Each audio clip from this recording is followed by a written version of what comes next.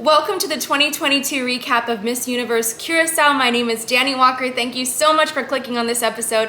If you like Miss Universe content, I hope that you'll consider subscribing and hitting the notifications bell so that you know when new episodes come out. We're nearing that 100,000 subscriber mark, so I really appreciate all of your support. First, I'm going to say that this is the first time that I have recapped this national pageant. I was very excited when people started requesting this year's episode, so I had to check it out. But I'm going to tell you something that really surprised me about this show. If you haven't already yet seen it, you, like myself, will probably not have known that there were only 3 contestants this year. And that is such a small number for a national pageant. I was really surprised about that. I don't know if this is the norm for Curaçao or if they get numbers like this, but I'm so curious why that was and why the numbers were so low this year, just in comparison to other national pageants. Even though there were only 3 contestants, I do have to say that the organization did a really great job producing the entire show. There was still lots of excitement, but the downside of having 3 contestants is that you have to fill a lot of space in the show so that the contestants have more time to change and get ready for the next segment. So we did see a lot of that during the show, and it took up a lot of time.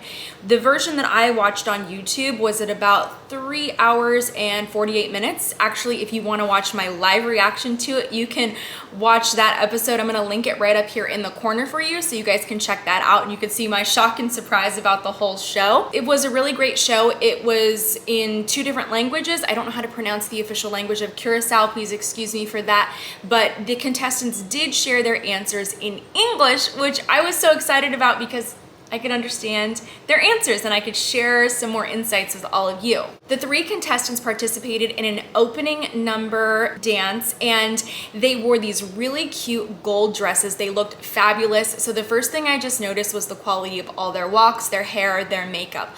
Although there were only 3 contestants, they still competed as if there were 100 other contestants. I appreciated that each of them seemed to bring their best to the stage, and that still helped to make the show really exciting to watch. After they did their opening dance number, they walked back out in their gold dresses, and there was a voiceover playing. And in the voiceover, we got to learn a little bit more about each contestant as she walked across the stage and kind of modeled on stage. After the contestants walked on stage and we heard a voiceover for each of them, they actually got to walk out and talk about their advocacies essentially, or what they care about or what they champion for.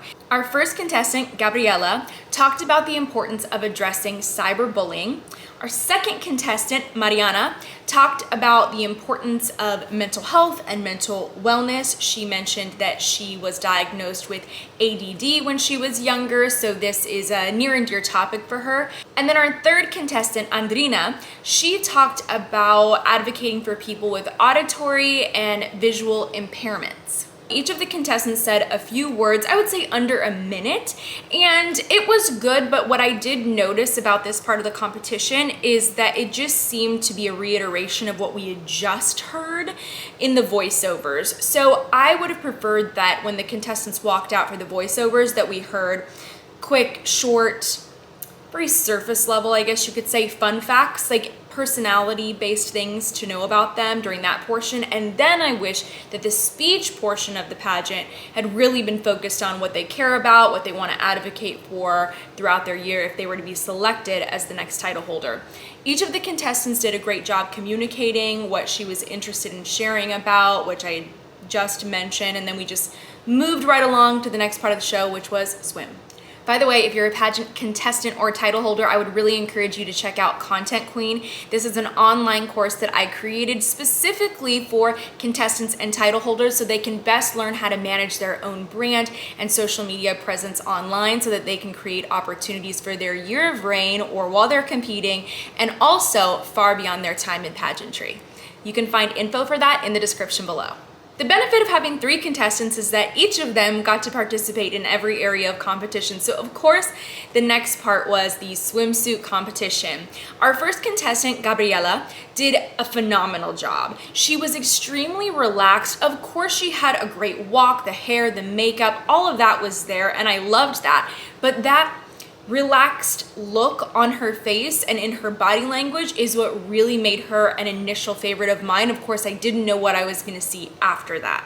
Mariana also had a great walk. She was next, and at this point she was coming in at a really close second for me in terms of overall presentation, but I was waiting to see what would happen later on in the show, because even if you have the best swimsuit performance, it doesn't mean that you have the best overall performance if we take into consideration gown and an onstage question. Andrina also had a great swimsuit performance, which is why I said this was such a fun pageant to watch, even though there were only a few contestants. But I will say Gabriela still was taking the cake for me for swim because of how relaxed she was. I was very impressed with the gown competition because since there were 3 contestants, it would have been really easy to just wear any old evening gown or not care as much about your hair and your makeup and your walk and all of that stuff. But these contestants put such great effort, and the quality of their gowns was very impressive. And so we have to talk about each one of them. Of course, we're going in the same order. So Gabriela went first, and she wore this really beautiful red evening gown. And we got to hear her say a couple things about it, that she said that it communicated radiance and elegance and that it was a little bit avant-garde. To me, it was still pretty pageanty, not so much avant-garde, but I think maybe the avant-garde part she was talking about were these arm pieces, as well as the almost cape that was draped behind her, which I thought was really fun. It was beautiful. I'm surprised that she didn't make an effort to remove it throughout the competition, because they did give them quite a bit of time on stage since there were just 3, and it was really nice to see. But she looked stunning. The only thing I probably would have changed would have been the earrings. I just thought that they were really large and unnecessary, and so that's just a personal styling preference of mine. But she looked gorgeous on stage and had a performance to back it up.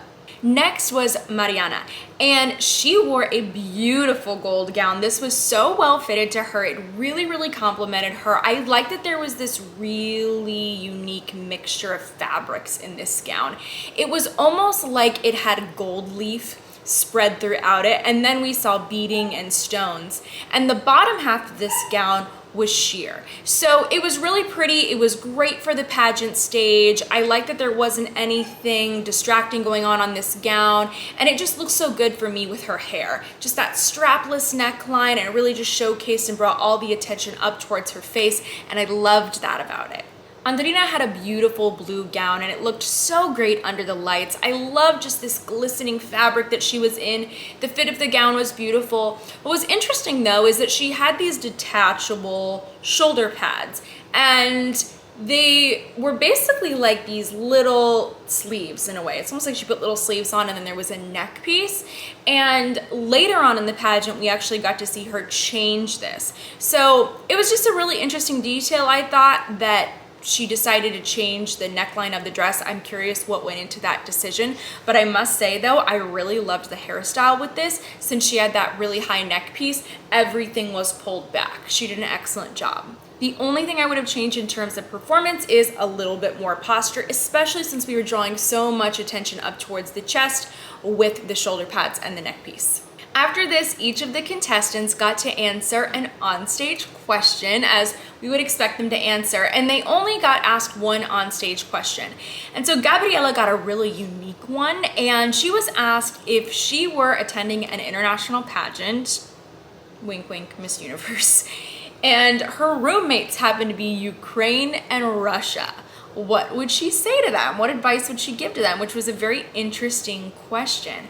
And so she talked about how her advice to the Ukraine would be to encourage her, saying that justice will prevail, and that her advice to Russia essentially was that the decisions of her government don't have to reflect on her, and to be positive about the entire situation. So I thought that she delivered a really nice and sweet, sincere answer. Mariana was asked an interesting question. The host talked about her being a Miss Curaçao candidate and having all the physical attributes of a queen. And how would you convince someone that if they didn't have those physical attributes, that they're equal to you, essentially? It was some kind of question like that. It was a really unique question. And first she opened up by saying that beauty standards are changing, and that she does not fit the bill for historical beauty standards, and that she's glad that they're changing, and she really wanted to talk more about inner beauty, believing in yourself. And then towards the end of the answer, she started to sound unsure of herself and repeat the things that she was saying. And I think that that is really what cost her in the long run in terms of points, because honestly, I thought that her and Gabriela the whole time were very much head to head. It was so close. I mean, like all three of them were very, very close, but for me, those were my personal top two as I was watching the competition. Then our third contestant, Andrina, she was asked about COVID. And as this era of COVID kind of comes to a close and now we're hearing about monkeypox spreading, what should the government do this time around? And she gave a pretty short, concise answer saying that she thinks that the government did a great job the first time around and that they should take the same approach last time as in the future. And so I just thought that maybe because that answer was so quick, short, and concise, then considering her overall performance, that resulted in her placement. So the results were second runner-up went to Andrina, and I'm actually curious if second runner-up or first runner-up placements lead anywhere else. Does this pageant hold any other franchise rights? I'm not sure of that. Is this the end of the road for our first and second runner-up, or do they actually go to other international pageants like some pageants do? I'm not sure. Let me know if you know in the comments. Now, our first runner-up was Mariana, and then that means that our winner was Gabriela. Gorgeous. Honestly, all of them just so beautiful. Like I said, they did a phenomenal job, and what I liked is that each of them still put forth great effort. They treated it as if they were competing against 100 other contestants, and I love that. So it made for a very, very great show. Congrats to each of the contestants. I'm so happy that I got to see this pageant for the first time. How fun would it be to attend it though? Oh my gosh. That would be a great time. Actually, I met Miss Curaçao 2020. We went on a trip in Miami and that was really fun. So it would be fun to see her. Overall, the contestants did an incredible job, and I do have some high hopes for the new title holder of Curaçao. I think that the thing that she should really be focusing on prior to Miss Universe, because I feel like her styling was great, the walk was great, her onstage presentation, I love all of that. But at Miss Universe, there's this whole other level and standard of communication. And I feel like that's usually something many contestants have to work on leading up to Miss Universe. And I just hope that she has that time to put into those communication skills so that she can feel very, very confident if she has the opportunity to talk with a host, have extra interviews, of course, in her official interview as well.